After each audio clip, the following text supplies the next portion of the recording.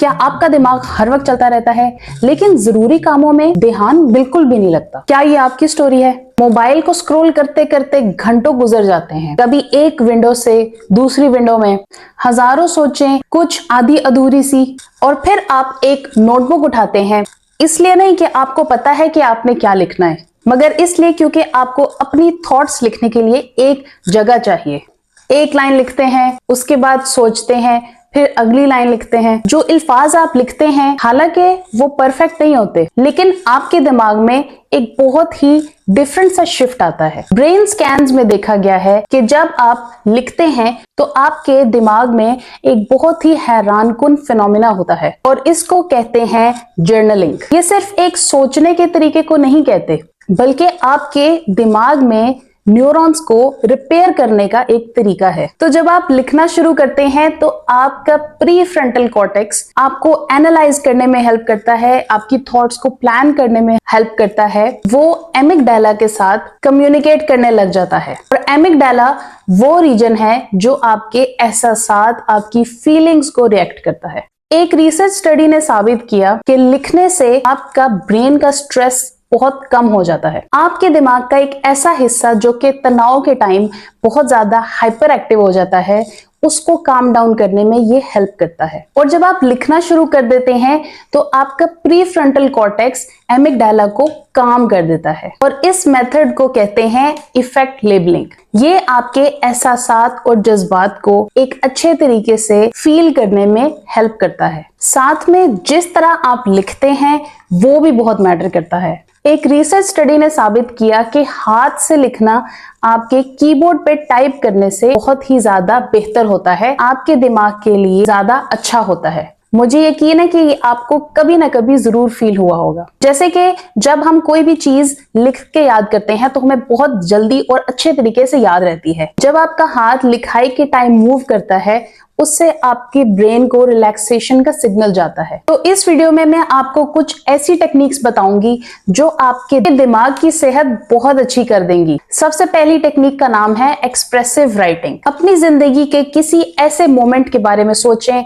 जिससे आपको कभी पछतावा हुआ हो, डिसअपॉइंटमेंट हुई हो, या फिर कोई ऐसा लॉस, कोई ऐसा मोमेंट जिसको आप आज तक भूल नहीं पाते। 15 से 20 मिनट के लिए उस इंसिडेंट के बारे में सिर्फ लिखें। ग्रामर को भूल जाएं, बेशक इसमें थोड़ी बहुत मिस्टेक्स भी हो, इसको आपने एडिट नहीं करना। और सबसे इंपॉर्टेंट, किसी और के लिए ना लिखें, तब तक लिखें जब तक वर्ड्स कम ना पड़ जाएं। इसको कहते हैं एक्सप्रेसिव राइटिंग, जो कि एक बहुत ही मशहूर साइकोलॉजिस्ट जेम्स पेनीबेकर ने बताया है। ये इसलिए काम करता है क्योंकि आपका दिमाग इसको एक अधूरे काम के तौर पे समझता है और राइटिंग उसको कंप्लीट कर देती है। रिसर्च स्टडीज ने साबित किया कि जब आप लिखते हैं तो आपके दिमाग के जज्बाती हिस्से खामोश हो जाते हैं और आपकी कॉग्निटिव यानी कि सोचने की सलाहियत बढ़ जाती है, और इस प्रोसेस से आपकी बॉडी रिलैक्स हो जाती है। हो सकता है कि इसके बाद आपको रोना आए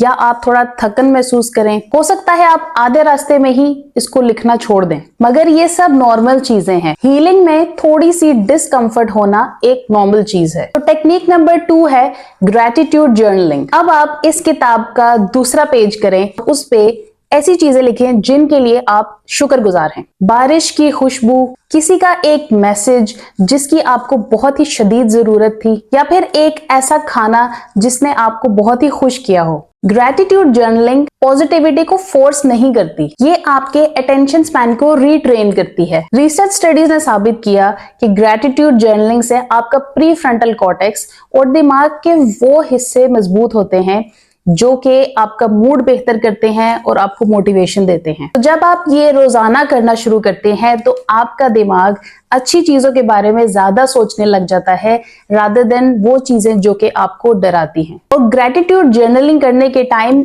एक बात जरूर याद रखें कि आपने स्पेसिफिक होके लिखना है। जैसे कि I am grateful for my friend से आप लिख सकते हैं कि आई एम ग्रेटफुल जब मेरी दोस्त ने तब सुना जब मैं बहुत खामोश थी और परेशान थी। डिटेल्स आपकी मेमोरी को तेज करती हैं और इससे आपका दिमाग सुकून में चला जाता है, और इस टेक्निक से आपका नर्वस सिस्टम एक बैलेंस में आ जाता है। तीसरी टेक्निक है रिफ्लेक्टिव रीफ्रेमिंग। चलें एक चैलेंज करते हैं। एक पेपर उठाएं और उस पे लिखें क्या हुआ और विदाउट एनी जजमेंट लिखें। फिर लिखें कि इससे क्या असर हुआ आप पे और इस चीज से आपके ऊपर क्या इंकिशाफात हुए, इस चीज ने आपको क्या सिखाया। और आखिर में एक छोटा सा कॉल टू एक्शन, यानी कि अगर ये नेक्स्ट टाइम होता है तो आपने क्या करना है जो कि बेहतर होगा इस सिचुएशन में। ऐसा करने से आपके दिमाग के वो हिस्से जो कि इमोशंस रेगुलेट करते हैं वो मजबूत हो जाते हैं और ये आपकी फौरन रिएक्ट करने वाली आदत को कम करेगी, जो कि आपको सिखाएगी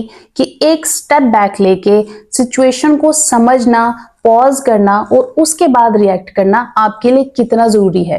और आने वाली जिंदगी में मुश्किलात का डट कर मुकाबला करने की सलाहियत आप में बढ़ा देगी। आप परेशानियों को एक नाकामी के तौर पे नहीं देखेंगे मगर एक इंफॉर्मेशन के तौर पे देखेंगे जो आपकी आगे ग्रोथ में हेल्प करेगी। और ये छोटी सी तब्दीली आपके ब्रेन को हेल्प करेगी आगे आने वाले तनाव या स्ट्रेस को हैंडल करने में। अब जरूरी नहीं है कि आप ये तीनों टेक्निक्स हर रोज करें। जब आपको बहुत ज्यादा इमोशनल हैवीनेस फील हो रही हो या फिर आपके जज्बात बहुत ही ज्यादा उभर के आ रहे हो, उस वक्त आप एक्सप्रेसिव राइटिंग करें। जब आपको खालीपन का एहसास हो रहा हो, उस टाइम ग्रैटिट्यूड जर्नलिंग करें। जब जिंदगी में कुछ समझ ना आ रही हो, बहुत ज्यादा कंफ्यूजन हो, तब रिफ्लेक्टिव रिफ्रेमिंग करें। हर एक प्रैक्टिस ब्रेन के डिफरेंट एरियाज को जाके टारगेट करती है और आपको डिफरेंट काइंड ऑफ रिजल्ट्स देती है। तो जर्नलिंग करने के कुछ हफ्ते या महीने बाद आपको बहुत ही अमेजिंग रिजल्ट्स मिलेंगे। आप रिएक्ट करने से पहले थोड़ा ठहरेंगे, आपको चीजें ज्यादा अच्छे से याद होने लग जाएंगी, आप बुरे वक्तों से जल्दी मूव ऑन कर जाएंगे। तो जर्नलिंग आपके ब्रेन में नए न्यूरॉन्स को बनाती है, यानी कि न्यूरोप्लास्टिसिटी में हेल्प करती है, जिससे आपका ब्रेन नई चीजें सीखता है और काम रहता है। तो अगली बार जब आप एक सफ़े के सामने बैठें तो ये मत सोचें कि क्या लिखूं, उसके बजाय ये सोचें कि मेरा दिमाग मुझे क्या बताने की कोशिश कर रहा है और उसको गौर से सुने। आई होप आपको आज की वीडियो अच्छी लगी होगी। अगर अच्छी लगी तो अपने फ्रेंड्स फैमिली के साथ जरूर शेयर करें और रियल हेल्थ टॉक को सब्सक्राइब करना मत भूलिएगा। मिलते हैं अगली वीडियो में।